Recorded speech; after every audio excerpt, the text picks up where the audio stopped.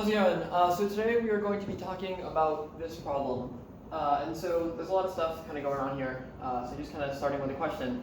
The question is basically asking us, given this circuit, what is the fastest that we can clock the circuit at in order to guarantee that we have a stable input here at D2, taking into account the fact that we have some setup time where we have to hold this D2 stable for it. But yeah, so it's basically saying, what is the fastest frequency that I can run this clock at in order to guarantee that we have a stable input here at D2? And so this is kind of a useful question in general, just because if you're working with like processors or something, right, like a 3 gigahertz processor, a faster frequency is normally like you can do more things in a given amount of time, and so you want to buy a 4 gigahertz processor or a 3 gigahertz or whatever. And so when I'm thinking about the frequency, I'm thinking, okay, I'm trying to make my frequency as high as I can, which means that my clock period has to be as low as possible, right? And so then I'm thinking about, okay, I'm worrying about the clock period, and well, what do I know about the clock period? Well, in lecture we talked about this equation here, this TC, the period of the clock, is greater than or equal to TPCQ plus TPE plus T setup plus TQ. And so if they don't give you the skew time, you don't have to worry about this, unless like they mention it or they say you need to worry about it. But like here they did give us the skew time, so we're gonna have to take that into account. And so okay, I have this equation, and this is nice, right? Because I want to find what is the smallest clock period that I can have. And here it's saying, okay, my clock period has to be greater than or equal to this. Okay, so then what is this? How can we need to plug in values here. And so the problem gives us some of these values, like right off the bat, right? So I see TPCQ, which is just the propagation delay of the flip-flop. Okay, and they're telling me here it's 80 picoseconds. So I know that this is 80 picoseconds. TPD, so that is the propagation delay associated with the combinational logic, which is here, and so then we have to start talking about the diagram, but I will save that for a bit. So we don't know what this is yet. And then T setup, they're telling me that the setup time is 50 picoseconds. Okay, so I can just plug that in here, 50 picoseconds. And T skew, you're telling me that is 50 picoseconds. Okay. So then we have everything we need except for this TPD. And the TPD is just the propagation delay of the logic. So let's kind of look at what's going on here. So we know that of the combinational logic, right? This is the propagation delay of the combinational logic. So not the sequential part, but we're worrying about this combinational part in the middle. And so we know that we have some combinational logic here, which is this circuit X. And then they're telling us, okay, the circuit X has these 3 circuits Y connected together. And so we have these 3 circuits connected, and then what is each one of the circuits? So then they're telling us, okay, each one of these Y circuits is this. And you might recognize this problem from the quiz. If you got this variation, there's a similar question on the quiz. And so, okay, we basically know then that I have like 3 of these circuits connected together in between here. So if I can find the propagation delay of one of these circuits, I just multiply it by 3. And then I'll have my propagation delay of the logic, which is exactly what I need because I need this TPD. So that's kind of our game plan here. And so, okay, let's find the propagation delay associated with the circuit. So we can see from the table, there are a few paths we can take here. So, if I took this path, right, I would go through here, and then I go through here and come out this OR gate. So looking at the table, right, we're only concerned with the right half, the propagation delay. And I know that my propagation delay for a NOT gate is 1 picosecond, plus the propagation delay for an AND gate is going to be 3, plus the propagation delay for the OR gate is going to be 4. So that would give me 8 picoseconds.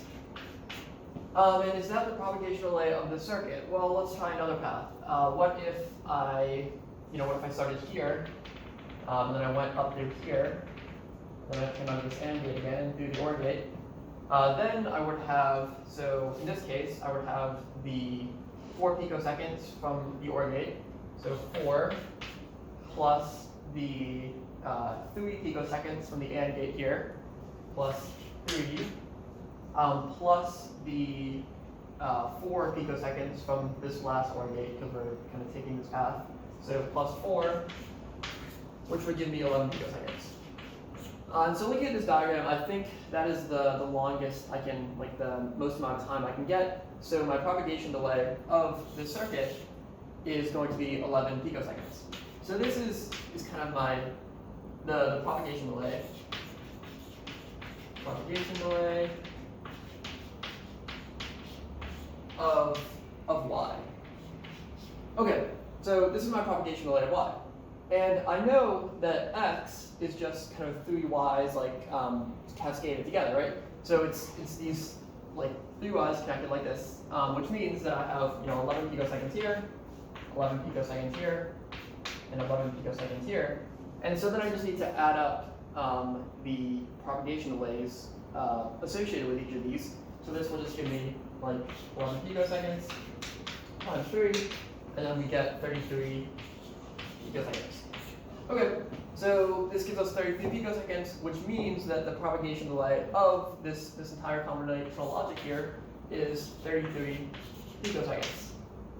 So now I have this number that I can plug in to here, to this TPD, which is exactly what I wanted.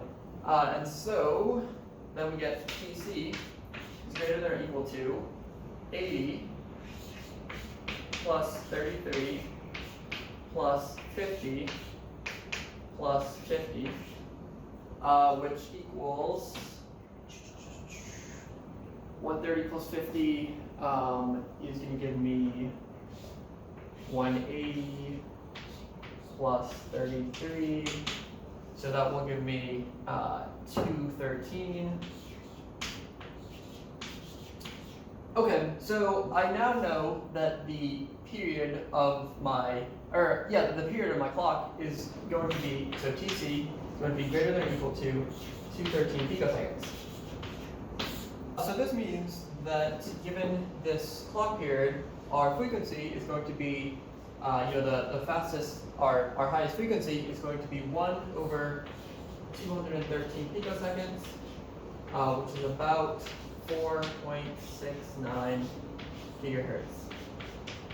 And so if we were to have a larger clock period, right, then our denominator would increase, which would ultimately decrease our frequency. And we're trying to maximize our frequency here. So yeah. So then this means that the fastest we can clock our circuit at is about 4.69 gigahertz. And that's a useful question that is asked a lot, just because a lot of times we're focused on what's the fastest that we can clock this at, so we can do the most work possible. And so you might be concerned with kind of decreasing the propagation delay here and thinking, how can we decrease the this term right here, TPD, to ultimately allow us to have a faster frequency. But yeah, so hopefully that was helpful. And yeah, good luck on the quiz. Hi everyone, so let's look at the second problem. I'm asked to reverse engineer the state transition diagram for the FSM below. Note that this machine uses toggle flip-flops. Great, so I've just written here, as a reminder, the behavior of a toggle flip-flop. So just to quickly go over that, when the flip-flop receives a 0, it outputs the previous input, and when it receives a 1, it toggles or outputs the negation of the previous input. So let's first think about what this circuit is telling us. The 2 flip-flops here are telling us that we're going to be using 2 bits to store state. So really that means that there are either 2, 3, or 4 states. We don't know exactly how they're encoded, so because vague encoding. We know that we have only 2 bits to do that encoding. So we also see that there is one input, D.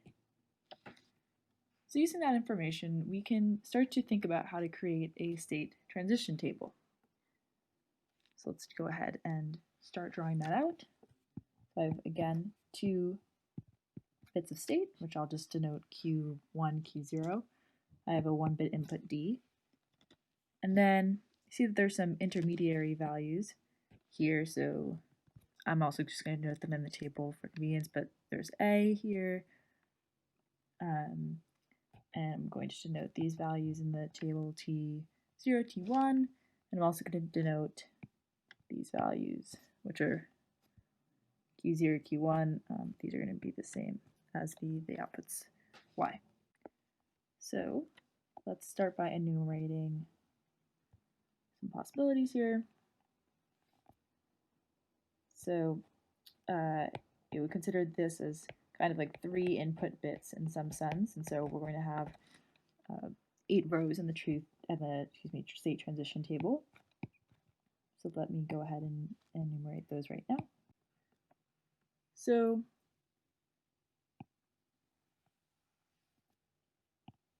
as you can see here, I've enumerated 4 states basically, because these are all the combinations of these two state bits Q1, Q0 we could have. So here's state 0, 0, 0, 1, 1, 0, and 1, 1.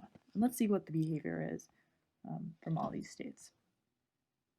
So first, let's again refer back to the diagram here, and let's try to fill out this column here in determining A.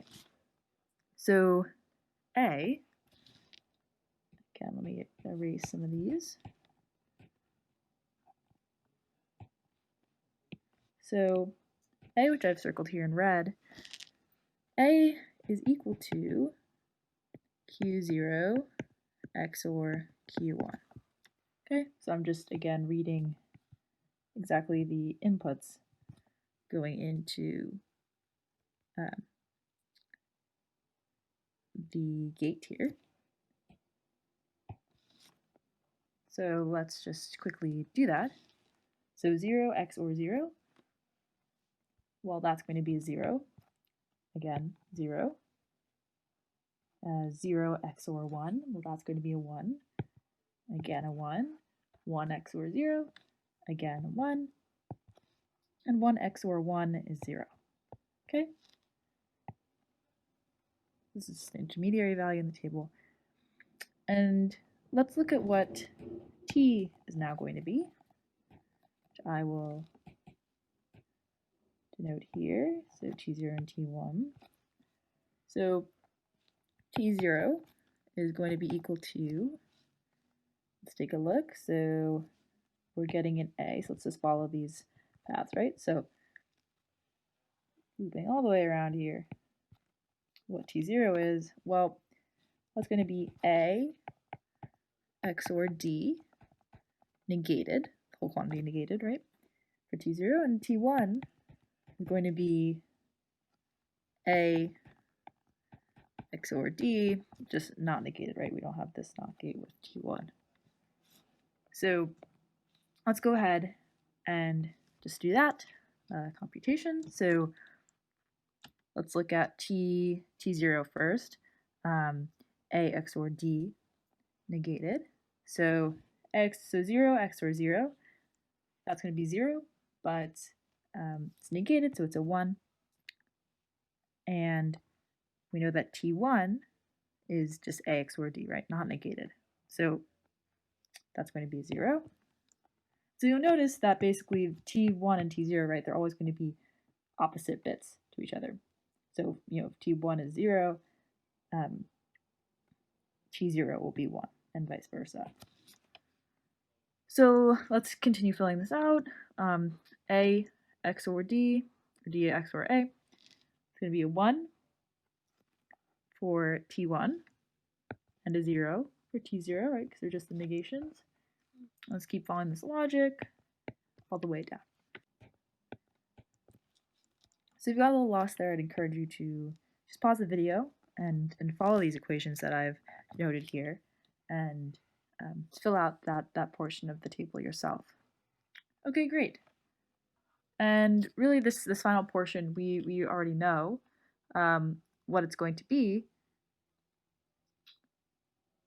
So let's fill those out as well.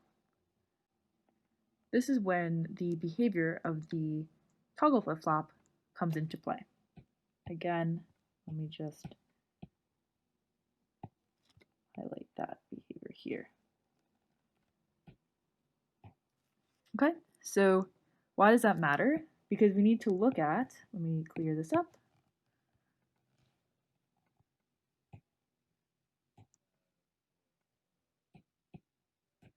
We need to look at the input, right, into each of these toggle flip-flops to get the Q t plus 1 value for the next cycle.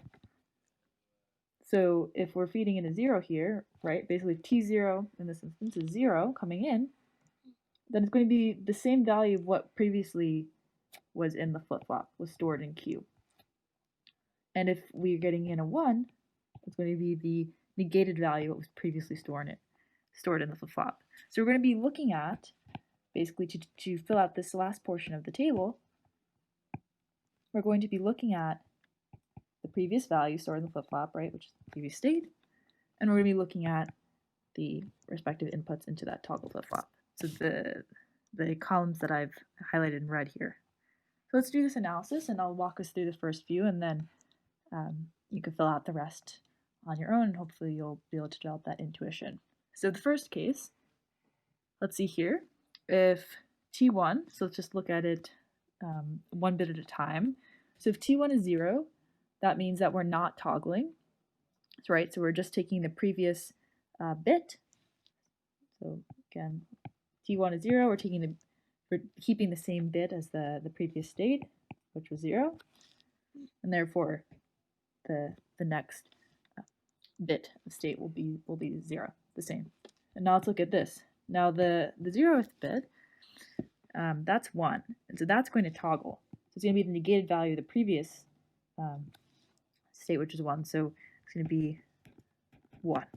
Okay, so let's do another one.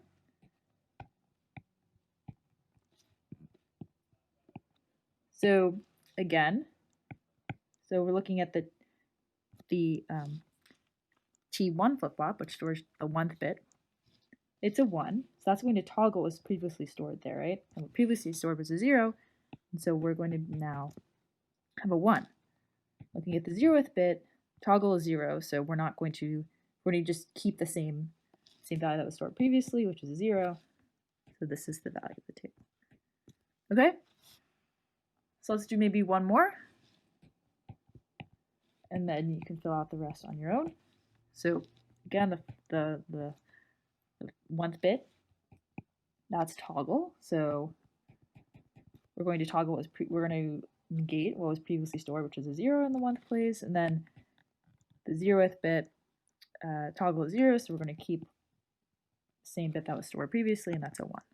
Okay, so let me clean this up and then finish the rest of the state transition table. Okay, great. So let's take a quick look back at the original diagram to finish this problem up. So we just need to draw a machine state transition diagram. So if we look here, the output y0, y1, that's directly dependent just on the state, right? It's just dependent on the output of this flip-flop here. It's most obvious to draw this as a Moore machine, which I will do.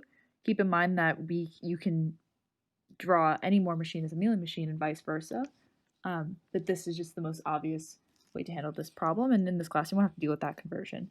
I just wanted to note there. Okay, so let's go ahead and draw that.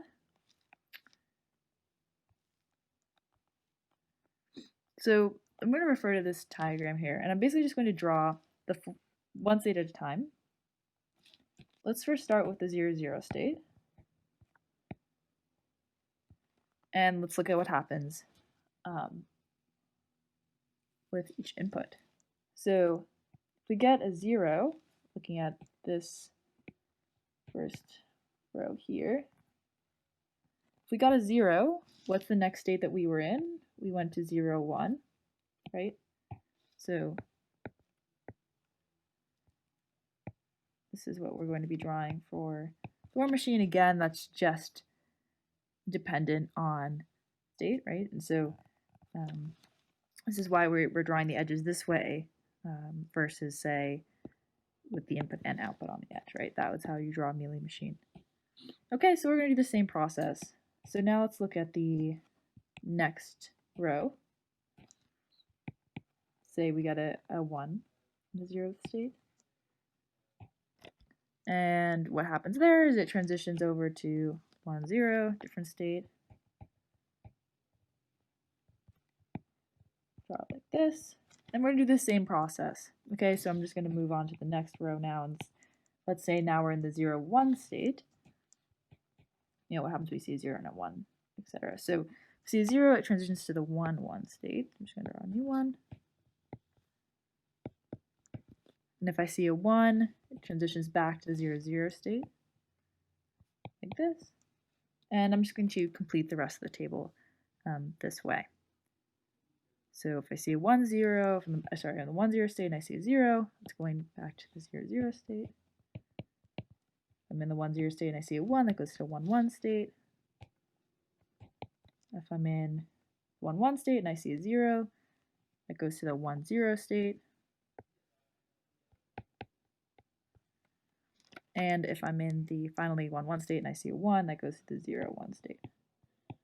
But this is the completed problem. Hopefully that's developed a little bit of intuition in terms of how you might go about reverse engineering the state transition diagram from the circuitry.